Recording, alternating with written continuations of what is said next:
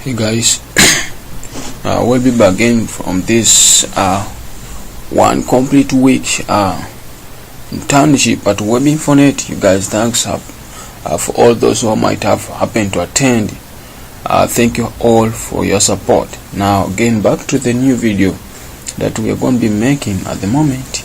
I would like to first summarize PHP complete beginners videos that any of you that might be last time on internship couldn't make it on studying with me PHP, because I remember we didn't handle anything in PHP. Now I'm going to be now continuing with the PHP video for this 1 week. I finalize them, then we shall be switching ourselves into complete dynamic website, which later then we shall take ourselves into Java, C++, C# and F# within the period of this very month. Now guys, let me just waste your time. This is going to be our 13th video in PHP programming. Now we are going to be talking at the moment how to use a function. Now a function is just like a piece of code that we're going to be reusing in the program continuously, as long as again we happen to call for that same function or for that something, that piece of code. That piece of code is going to be continue making the machine or making the program to continue running. Now that's what you're going to be looking at the moment. Let me just take you straight to the coding. Make sure you have your XAMPP running.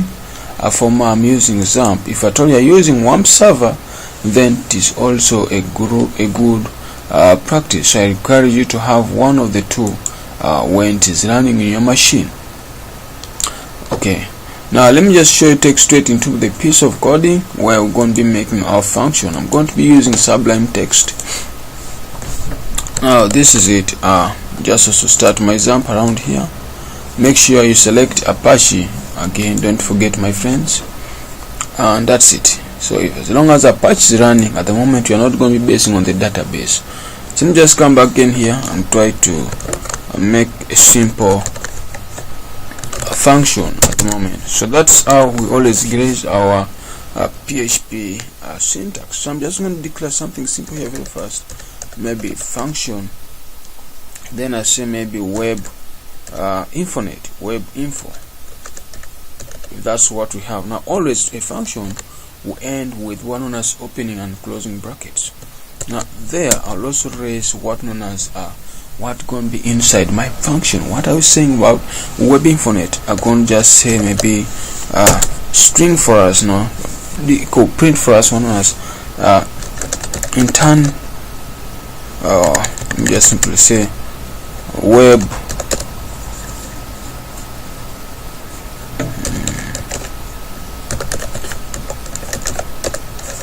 intern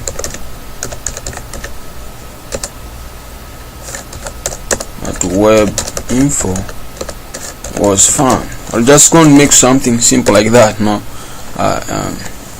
this is our function, and this is what known as the function we have, web info, and this is what would like the program to be printed as long as the functions happen to be called. Now again, if I happen to save this program and I go to my browser, type the local, then I go straight to run that stuff of ours. Now that stuff of ours